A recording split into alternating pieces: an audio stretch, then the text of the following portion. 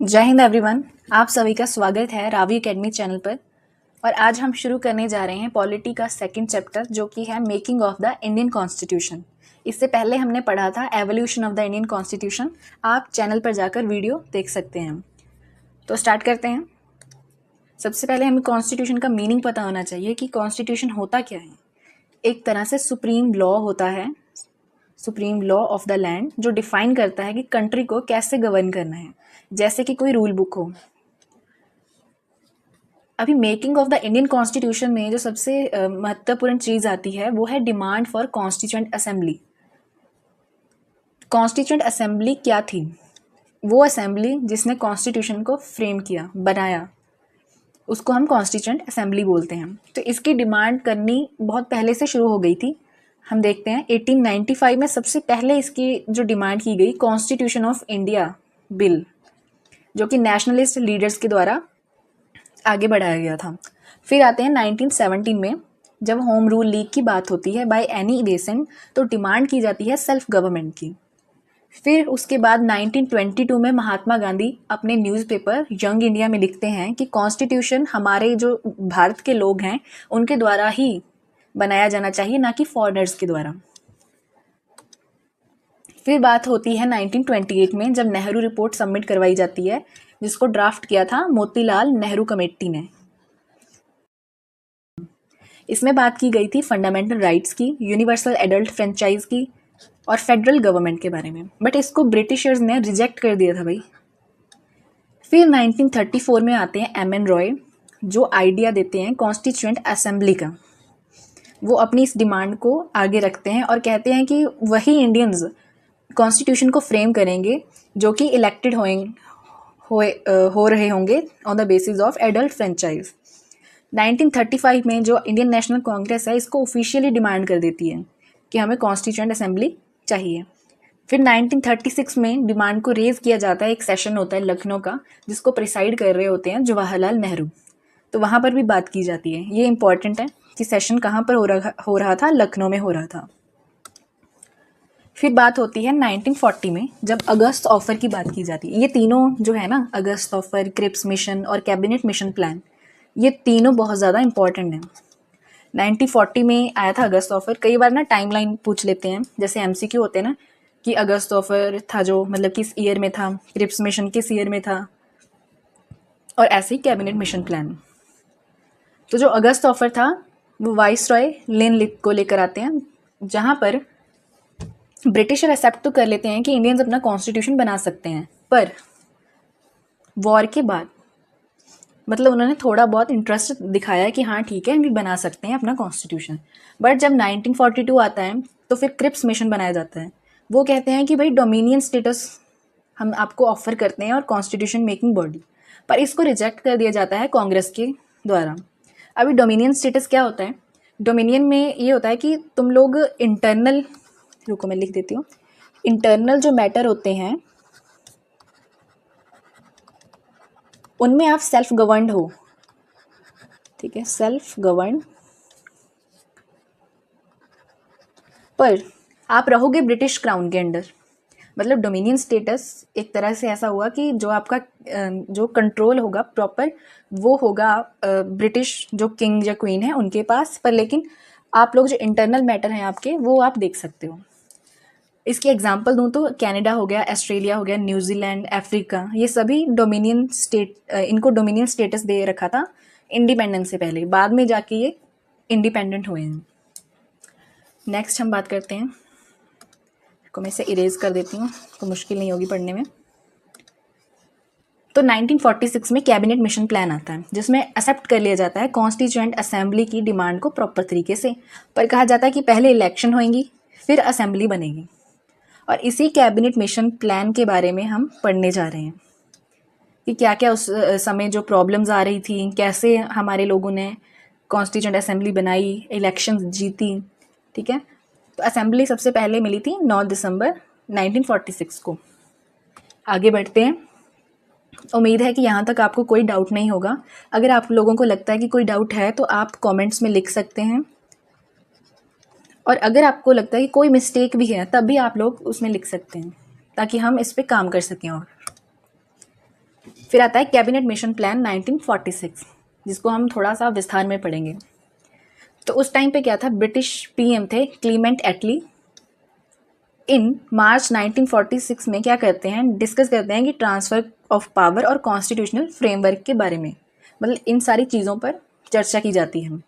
और cabinet mission plan में 3 members थे, ये याद रखना है, ये बहुत ज़्यादा इंपॉर्टेंट है।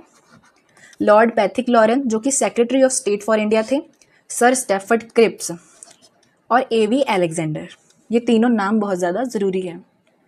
Came after failure of Shimla conference, तो 1945 में एक शिमला कॉन्फ्रेंस की गई थी, उसके फेल्यूर के बाद ये सभी इन लोगों ने सेटअप किया था। नेक्स्ट आगे बढ़ते हैं। तो इसमें क्या कहा गया कि फेडरल यूनियन, उन्होंने कहा कि यूनियन ऑफ इंडिया में हम क्या रखेंगे, ब्रिटिश इंडिया, ठीक है, और प्रिंसली स्टेट्स, ऐसे डिवाइड कर देंगे।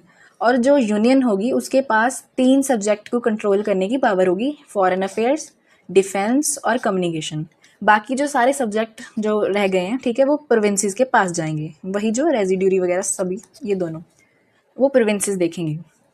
3 जो इंपॉर्टेंट थे, फॉरेन अफेयर्स और डिफेंस एंड कम्युनिकेशन, ये यूनियन देखेगी। दूसरे नंबर पर बात करते हैं इंटरिम गवर्नमेंट की, कि जब तक कॉन्स्टिट्यूशन नहीं बन जाता इंटरिम गवर्नमेंट बनाई जाएगी सेंटर पे और वही काम करेगी। प्रिंसली स्टेट्स के बारे में बताया गया कि वो ज्वाइन कर सकती हैं यूनियन को अगर उनका मन हो, मतलब वॉलंटियरली अगर वो चाहते हो कि मुझे ज्वाइन करना है तो वो कर सकते हैं, पर उन्हें फोर्स नहीं किया जाएगा। और नॉमिनेट कर सकते हैं अपने मेंबर्स को कॉन्स्टिट्यूएंट असेंबली में।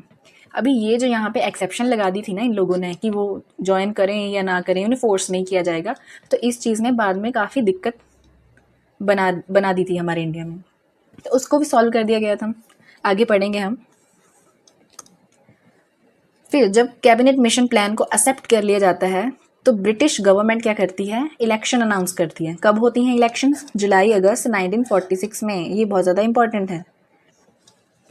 और उसमें कॉन्स्टिट्यूएंट असेंबली में अगर बात करें तो टोटल मेंबर्स 389 ये बताए गए हैं टोटल मेंबर्स, जिसमें से 292 थे ब्रिटिश इंडियन प्रोविंसेस से और 93 थे प्रिंसली स्टेट्स और 4 फ्रॉम चीफ कमिश्नर्स प्रोविंसेस। जब पार्टीशन होती है, ये चीज़ नोट करने वाली है कि जब पार्टीशन होगी ना उसके बाद जो स्ट्रेंथ थी, जैसे 389 थे वो 299 रह जाते हैं, और उसमें से भी 229 थे जो प्रोविंसेस से थे और 70 थे फ्रॉम प्रिंसली स्टेट से। आगे बढ़ते हैं, एग्जाम्पल के थ्रू बताती हूँ। और प्रोविंशियल लेजिस्लेचर का मीनिंग पढ़ते हैं पहले कि होता क्या है ना, बड़े बड़े नाम देख के ऐसा लगता है कि पता नहीं क्या लिख दिया है। वैसे लेजिस्लेचर से थोड़ा सा अंदाज़ा लगा लिया करो कि लॉ मेकिंग बॉडी होती है, और यहाँ पर भी यही है कि प्रोविंशियल लेजिस्लेचर क्या थी, was a law making body for each province in British India. जैसे हम इसको सिमिलरली आज के टाइम पे देखें तो जैसे हमारी स्टेट असेंबली है जो स्टेट लेजिस्लेचर है, वैसे हम इसको मान सकते हैं।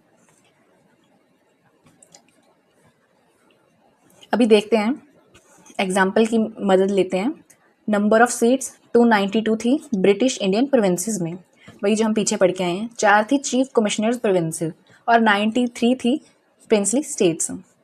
और मेथड क्या था कि elected by provincial legislature, provincial legislature के द्वारा इनको इलेक्ट किया गया था 292 को। ये जो डेफिनेशन हमने यहाँ पे पढ़ी है ना, जो हमारी स्टेट लेजिस्लेचर होती है जैसे आज की, तो उन्होंने ऐसे इलेक्ट किया था जब उस टाइम पे प्रोविंशियल लेजिस्लेचर थी। और एग्जांपल क्या थी, जैसे मद्रास, बॉम्बे, बंगाल और पंजाब, ये सारे ब्रिटिश इंडियन प्रोविंसेस में आते थे। अभी जो चीफ कमिश्नर्स प्रोविंसेस है, जिसमें आप देखोगे कि नंबर ऑफ सीट्स ही 4 थी, जिनको नॉमिनेट कर सकते थे या फिर इनडायरेक्टली वो चुनी गई थी। याद रखना, नॉमिनेट की गई थी और इनडायरेक्टली चूज़ की गई थी, जिसमें 4 आती हैं, दिल्ली, कुर्ग, अजमेर, मेरवाड़ा और ब्रिटिश बलूचिस्तान। ये 4 हैं जो चीफ कमिश्नर्स प्रोविंसेस में आती हैं, इम्पॉर्टेंट है। फिर आती हैं प्रिंसली स्टेट्स जो कि 93 थी, जिसको नॉमिनेट करते थे रूलर्स। जैसे एग्जाम्पल के तौर पे देखा जाए तो हैदराबाद, मैसूर और बड़ौदा, ये सारी। आगे बढ़ते हैं, तो इलेक्शन मेथड क्या था। अभी इनडायरेक्ट इलेक्शन हुई थी, मेंबर्स थे जो प्रोविंशियल लेजिस्लेटिव असेंबलीज के, जो कि इलेक्ट किए गए थे अंडर 1935 एक्ट के अंडर, उनको चूज़ करके मेंबर बनाया गया था कॉन्स्टिट्यूएंट असेंबली का। अभी जैसे एग्जांपल देती हूँ, रफली जैसे हमारी एक सीट होती है ना, is equal to 10 lakh people, मतलब 10 लाख के बदले एक सीट मिल रही थी, ऐसे उस टाइम का जो इलेक्शन मेथड था वो इस तरह से काम किया गया उस टाइम पे। और सबसे ज़रूरी चीज़, proportional representation system by single transferable vote. अभी इसका मतलब क्या है? प्रोपोर्शनल रिप्रेजेंटेशन का मतलब होता है कि number of seats a party और कैंडिडेट जो विन करता है is in proportion to the number of votes they get. Example के तौर पर अगर मैं आपको बताऊं, तो अगर एक पार्टी 40% ऑफ टोटल वोट्स लेती है तो उसको 40% ऑफ द सीट्स जो मिलनी चाहिए। और सिंगल ट्रांसफरेबल वोट का मतलब क्या होता है? इसका मतलब ये है कि हम कैंडिडेट को इन ऑर्डर ऑफ प्रेफरेंस में रैंक कर रहे हैं। जैसे एग्जांपल दूं कि हमें कोई अच्छा कैंडिडेट लग रहा है तो हम उसको ए पे उसका नाम लिख देंगे, दूसरा हमें लग रहा है कि ठीक है उस बंदे का नाम बी पे आना चाहिए तो हम उसका नाम बी पे लिख देंगे, फिर सी, फिर डी। ऐसे ऑर्डर ऑफ प्रेफरेंस होता है सिंगल ट्रांसफरेबल वोट में। मतलब ये लोग वोट नहीं करते हैं एक कैंडिडेट के लिए, मतलब प्रेफरेंस देते हैं अपनी। ऐसे सिंगल ट्रांसफरेबल वोट जो इलेक्शन मेथड था वैसे फॉलो किया गया। सीट्स थी जो अलॉट की गई to general, Muslims and Sikhs, जिसमें मोस्टली हिंदूज आते थे जनरल कैटेगरी में। यहाँ पे कॉमा होगा, जनरल, मुस्लिम्स एंड सिख्स, ऐसे 3 कम्युनिटीज़ आती थी। और जो रिप्रेजेंटेटिव थे प्रिंसली स्टेट्स के, उन्हें नॉमिनेट किया जाता था उनके रूलर्स के द्वारा, मतलब कोई इलेक्शन उनकी होती नहीं थी प्रिंसली स्टेट्स की। फिर अभी देखते हैं कि प्रोविंसेस को कैसे डिवाइड कर दिया गया था 3 ग्रुप्स में। कई जगह आपने देखा होगा ना कि नोटबुक्स में या फिर बुक्स में लिखा होता है कि प्रोविंसेस को 3 ग्रुप्स में बांट दिया गया था, ग्रुप ए, बी और सी। तो वो क्या चीज़ थी वो देखो। तो ग्रुप ए में तो वो प्रोविंसेस डाल दी गई जैसे Madras, Bombay, UP, Bihar, central provinces and Odisha, जो कि हिंदू मेजोरिटी प्रोविंसेस थी। और ग्रुप बी की बात करें तो Punjab, Sindh, north west frontier province and Balochistan, इसमें आती थी Muslim majority provinces. Group C में मतलब मुस्लिम मेजोरिटी का मतलब ये है, और हिंदू मेजोरिटी का मतलब ज़्यादातर वहाँ पे हिंदू रहते थे, बाकी और कम्युनिटीज़ भी रहती थी, बट मेजोरिटी जो हिंदुओं की थी और यहाँ पे मेजोरिटी मुस्लिम की थी। और ग्रुप सी में आते हैं बंगाल प्लस असम। ऐसे प्रोविंसेस को डिवाइड किया गया। आगे बढ़ते हैं। तो ये ग्रुप्स थे, इनको पावर दी गई थी कि हर एक ग्रुप है जो वो अपना कॉन्स्टिट्यूशन बना सकता है। In addition all Indian union 3 subjects को फॉलो करी, जो हमने पहले भी पढ़ा था, डिफेंस, फॉरेन और कम्युनिकेशन। 10 जो पावर होगी उसको डिवाइड किया जाएगा तीन पार्ट्स में, union, group of provinces and individual provinces. Union जो सेंटर के पास ये 3 सब्जेक्ट थे वो रहेंगे, डिफेंस, फॉरेन एंड कम्युनिकेशन। और जो ग्रुप्स ऑफ प्रोविंसेस हैं उनके पास कुछ कॉमन सब्जेक्ट रहेंगे। इंडिविजुअल प्रोविंसेस की बात करूं तो रिमेनिंग सब्जेक्ट हैं जो भी बचे कुछ हैं वो इंडिविजुअल प्रोविंसेस के पास रहेंगे। आगे बढ़ते हैं।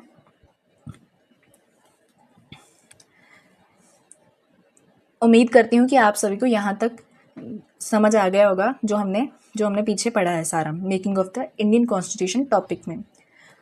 तो आगे बढ़ते हैं इसमें इलेक्शन रिजल्ट के बारे में, जो कि हुई थी जुलाई अगस्त 1946 में। टोटल सीट्स अगर ब्रिटिश इंडिया की देखा जाए तो 296 थी। रिजल्ट आता है तो जो इंडियन नेशनल कांग्रेस होती है वो 208 सीट जीत जाती है। उस टाइम पे बहुत बड़ी बात थी कि 208 सीट थी जो इंडियन नेशनल कांग्रेस जीत गई। मोस्ट जो देखा जाए तो जनरल थे, नॉन मुस्लिम कॉन्स्टिट्यूएंसीज ही इनके पास आई थी। मुस्लिम लीग के पास आई थी 73 सीट्स, मतलब उन्होंने ऑलमोस्ट सारी मुस्लिम सीट थी जो वो जीत ली थी। अदर्स में जैसे सिख हो गए, शेड्यूल्ड कास्ट हो गई, इंडिपेंडेंट कुछ लोग खड़े थे तो उनके पास 15 सीट जाती है। Princely states 93 seats to be nominated, जिनको तो नॉमिनेट ही कर रखा था, इनमें कोई इलेक्शन नहीं हुई थी। उसके बाद क्या होता है, जो कांग्रेस मेजोरिटी होती है, क्योंकि ज़्यादा जो वोट्स होती हैं वो तो कांग्रेस जीत जाती है, तो उस हिसाब से जो कांग्रेस की मेजोरिटी है वही कॉन्स्टिट्यूशन मेकिंग प्रोसेस को लीड करेगी आगे। तो जो मुस्लिम लीग होती है वो बॉयकॉट कर देती है असेंबली को, वो अपनी खुद की डिमांड करना शुरू कर देते हैं कि भाई हमें तो पाकिस्तान बनाना है, अलग देश। कॉन्स्टिट्यूएंट असेंबली जो हमने पहले भी डिस्कस किया कि पहली बार 9 दिसंबर 1946 को मिली थी, विदाउट मुस्लिम लीग इन लोगों ने बॉयकॉट कर दिया था। अब इसका रीज़न ये भी था मुस्लिम लीग का कि उस टाइम पे ये भी कुछ हद तक सही थे, क्योंकि जो मेजॉरिटी थी आप देख सकते हो 208 सीट थी वो इंडियन नेशनल कांग्रेस के पास गई थी और मुस्लिम लीग के पास ओनली 73 सीट्स रह गई थी। तो मे बी उस टाइम के जो इश्यूज रहे होंगे। खैर आगे बात करते हैं। तो मुस्लिम लीग का जो रिस्पांस रहा था, इनिशियली तो इन लोगों ने एक्सेप्ट कर लिया था कि कैबिनेट मिशन प्लान को ठीक है, बट बाद में उन लोगों को रिजेक्ट करना पड़ा, क्योंकि उन्हें लग रहा था कि जो कांग्रेस है, ये देखो वही बात लिखी है कि डोमिनेट करेगी कॉन्स्टिट्यूएंट असेंबली को, क्योंकि मुस्लिम लीग के जो लोग थे वो कम थे।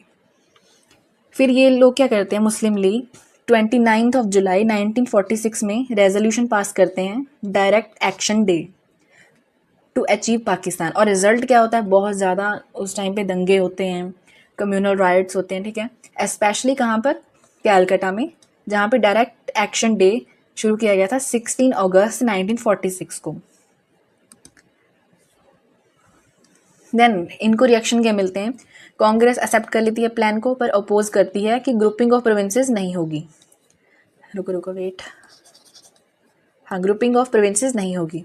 तो मुस्लिम लीग ये वही लिखा है कि इनिशियली एक्सेप्ट कर लेती है प्रिंसली स्टेट्स, इनकी कोई इलेक्शन नहीं होती, क्योंकि इन लोगों को ये होता है कि हमारी ऑटोनॉमी चली जाएगी। अभी नॉर्मल लोगों में तो कोई नहीं चाहता ना कि हम मिक्स हो जाएं।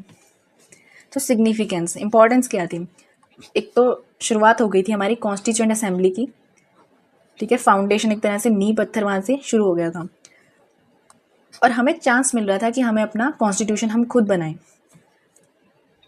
और तीसरी इंपॉर्टेंट चीज़ ये है कि failure to satisfy both Congress and Muslim League, मतलब दोनों में से एक को तो असंतुष्ट होना ही था। उस टाइम पे क्या होता है, फिर पार्टीशन यहीं से स्टार्ट हो जाती है कि 1947 में हमें अलग अलग कर दिया जाए। तो बात करते हैं first meeting of the constituent assembly की, जो कि 9 दिसंबर 1946 को होती है। कहाँ पर होती है, न्यू दिल्ली में होती है। मुस्लिम लीग बॉयकॉट कर देती है। डॉक्टर सच्चिदानंद सिन्हा जो कि टेम्पररी प्रेसिडेंट होते हैं, और डॉक्टर राजेंद्र प्रसाद जो कि इलेक्टेड परमानेंट प्रेसिडेंट होते हैं 11 दिसंबर 1946 को। तो इसी के साथ हमारा जो making of the Indian constitution का पार्ट 1 है कंप्लीट होता है। तो मिलेंगे नेक्स्ट वीडियो में, तब तक